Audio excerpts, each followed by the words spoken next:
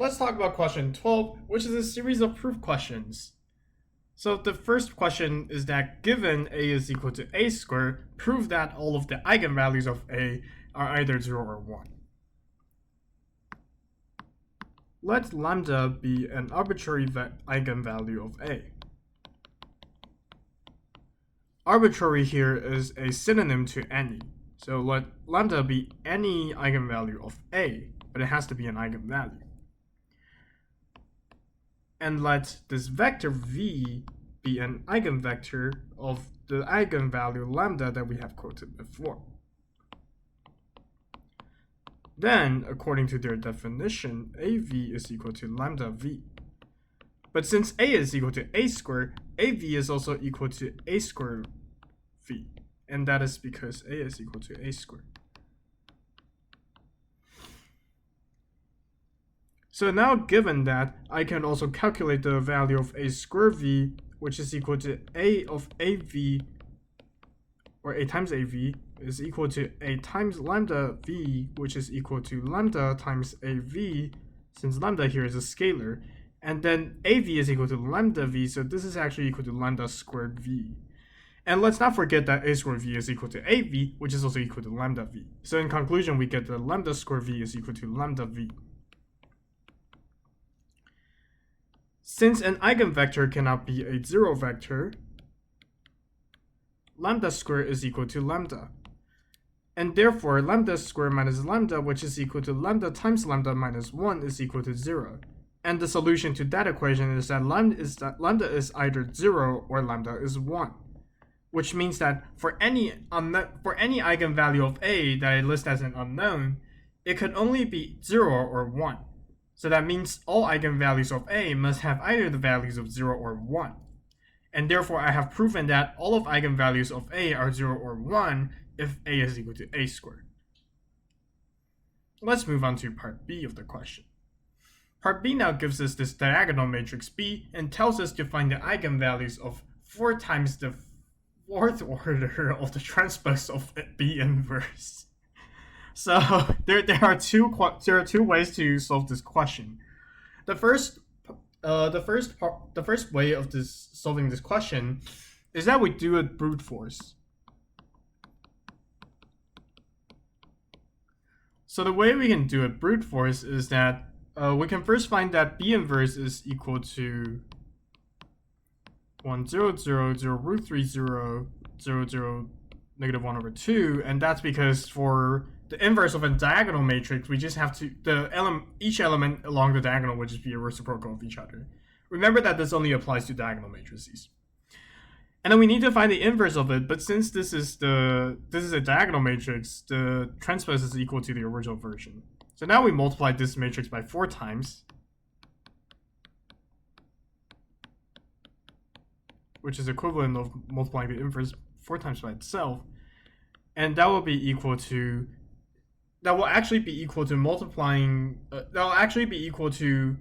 making each element the 4th power of themselves, because this is how a diagonal matrix works. So let me show you a demonstration by first squaring it.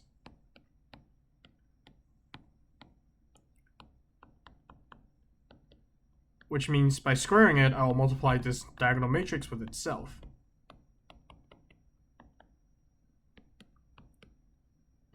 Okay. So for the first row I'm multiplying, I can multiply these 3 columns. But since the second and third elements are 0, I won't, and that the first element of the first 2 columns are also 0, I won't really get anything by multiplying the second and the third column of the matrix. So these values will all be 0. So I'll only get a non-zero value in the non-zero element in the matrix when I multiply the first row with the first column, which ends up being 1 times 1. Okay, and then for the logic regarding multiplying the second row by other columns, it will also be the same, which is that I'm multiplying root 3 by itself. And then for the third row, it will follow some similar logic, such as I'm multiplying negative 1 half by itself. So for each time I'm multiplying a diagonal matrix by the other diagonal matrix that is B inverse, it will basically be equal to multiplying each multiplying each element by the corresponding element in B inverse. And so using that logic, I will then be able to dictate that B inverse of t to the fourth power is equal to B inverse to the fourth power, which is equal to 1 to the fourth power, root 3 to the fourth power, and negative 1/2 to the fourth power. We can actually generate a more general version of the above statement, which is that by multiplying a diagonal matrix that is, say, A0, 0, 0, B0, 0, 0, C by B inverse transpose, which is just B inverse itself, it will give us an equivalent result of a 0, 0, 0, root 3B, 0, and 0, 0, negative 1/2 C. Which is a more general version of the B inverse square thing that B inverse square phenomenon that we have stated before. But since this is the more general statement, it's slightly more convenient to use.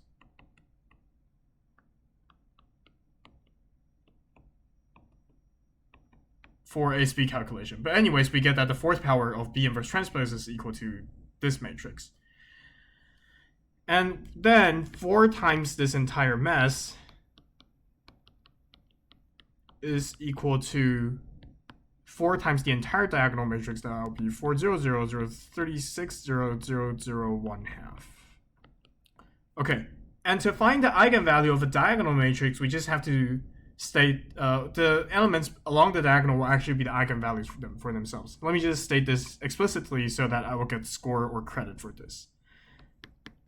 For a diagonal matrix, or matrices in this case, the plural form, its eigenvalues are the elements along the column, along the diagonal. And let me show you a quick demonstration of how it's done. So say that I have a diagonal matrix that is, again, a 0, 0, 0, B, 0, 0, 0, C. And to find the eigenvalue, I must subtract it by lambda I, where lambda is the possible eigenvalue I'm solving for. This is equivalent of solving the determinant of a matrix that looks like this, where it's lambda minus A, 0, 0, 0, lambda minus B, 0, 0, 0, lambda minus C. Which is equal to 0, and we also know that this is equal to the polynomial lambda minus A times lambda minus B times lambda minus C, since the determinant of a diagonal matrix would just be calculated that way. Which means that lambda is equal to either A or B or C, such that the eigenvalue of this matrix is either A or B or C. Okay, so that means that the eigenvalues of 4 times this entire mess is equal to, or are, 4, 36, and 1/2. Wait, it's not 1/2. Okay, here's an arithmetic error. So it was 1/16, but it's multiplied by 4, so it actually should be 1/4. So the third eigenvalue is actually 1/4. Okay. Just flashed through my head. Okay, so this is the brute force way, which is actually not that bad given the properties of diagonal. And now here's the more cheese way to do it. Not sure if cheese is a good math term to describe this approach, but to do the cheese way, or to do the more generalized way at least, we'll have to prove 2 smaller properties. So the first sub-property is that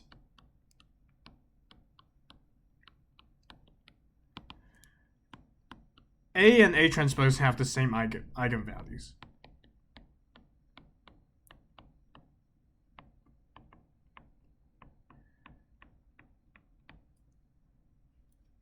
Okay, so that's the property 1. And the way we can prove this is first noticing that let lambda be the eigenvalue, be an arbitrary eigenvalue. So we're using the word arbitrary again. It means any. So let lambda be any eigenvalue of A. Then the equation determinant of A minus lambda I is equal to 0 should have to hold, because that's how eigenvalues are defined. Okay, meanwhile, A transpose, if I have A minus lambda of transpose, so here's another thing that we have to notice for, which is that the determinant of a matrix is equal to the determinant of the transpose of the matrix. And this is another subproperty that we will not prove now since it's probably already covered in the lecture, but just know that the determinant of a matrix is equal to the determinant of the transpose of that matrix. You can also prove this with the geometric representation thing, but we will not address that in the finals walkthrough video. Okay, so knowing that, I know that determinant of A minus lambda I is equal to the determinant of the transpose of this entire A minus lambda I thing, which is equal to the determinant of A transpose minus lambda I transpose. And that is because transpose is a linear operation, which means by subtracting a difference of the matrix, we're actually calculating the difference of the transpose version of the matrix. Thus, the transpose of the entire A minus lambda I is equal to A transpose minus lambda I transpose. Again, you can do an algebraic proof for this, but we're just going to skip that step. And you can treat this and if you just directly write this equation in the exam, it's probably fine because it's obvious enough for direct operation, for directly writing out. So in that case, since the identity matrix transpose is actually just itself, I can say that the determinant is equal to the determinant of A transpose minus lambda I, which is equal to 0. So that means lambda is also an eigenvalue of A transpose, because of how the determinant of A transpose minus this lambda times I is also equal to 0. Let's say by definition here. Okay. And then now let this bigger capital K's lambda be an arbitrary eigenvalue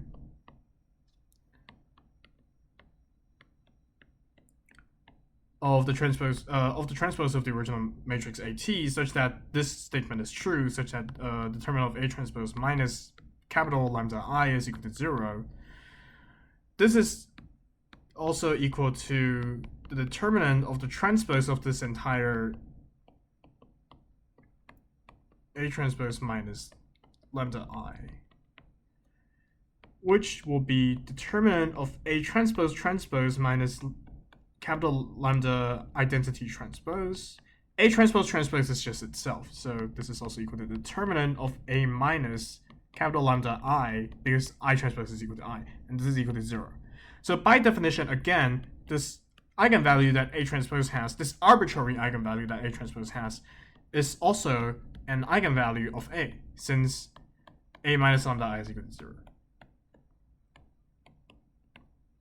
And again, this is by definition. So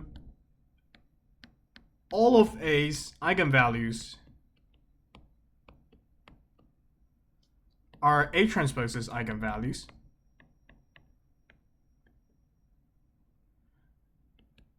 And we also know that all of A transpose's eigenvalues are A's transpose values. Oh, sorry, A's eigenvalues.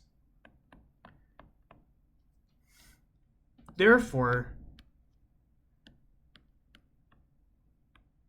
the eigenvalues of A and A transpose are the same.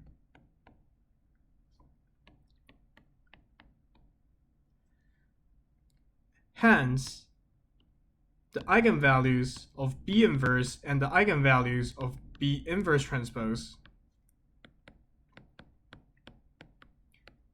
have the same eigenvalues.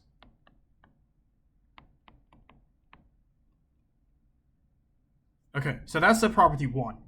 And not surprisingly enough, there's also a property 2 that we have to prove for the general version. This is why the brute force way is probably more welcomed. The second subproperty I want to prove is that for the following proof is that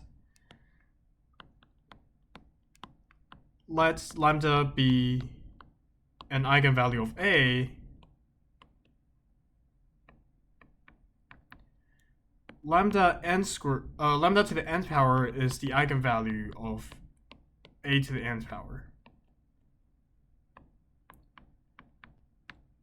So we can prove this by first saying that since lambda is an eigenvalue of A, let the vector v be an eigenvector of the eigenvalue A, of the eigenvalue lambda, then by definition, AV is equal to lambda V. A to the n times V will be equal to A to the m minus 1 times AV, which is equal to A to the m minus 1 times lambda V. And we're going to put the lambda in front. And this is then equal to lambda times A to the m minus 2 power times AV, which is equal to lambda times A n minus 2 times V. So eventually this is equal to A to the n of V will be equal to lambda to the nth power times, or lambda to the m minus k power times, lambda to the k power times A to the m minus k power times V. With k being a value from 0 to n. And we have observed this relationship from the above arithmetics. So in other words, A to the n times V is also equal to lambda to the n times V, which means that lambda to the n is an eigenvalue of this matrix A to the power of n for V being an eigenvector of it.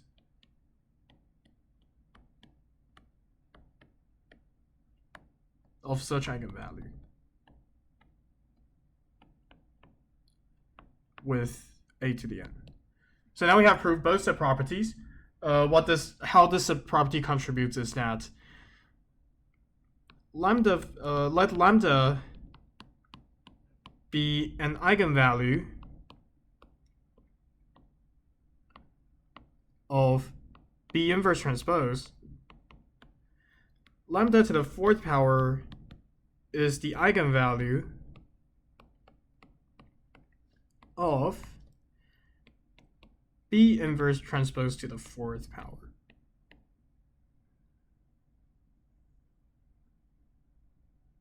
All right, so now we have these subproperties.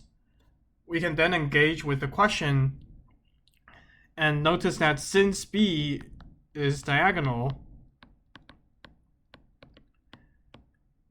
its eigenvalues are again the elements along the diagonal. And we have demonstrated that in the brute force way.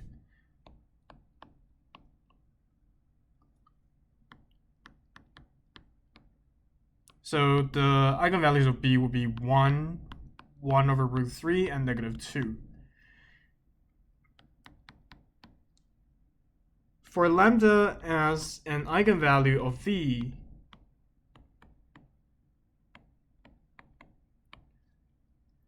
B inverse will have an eigenvalue that's lambda inverse.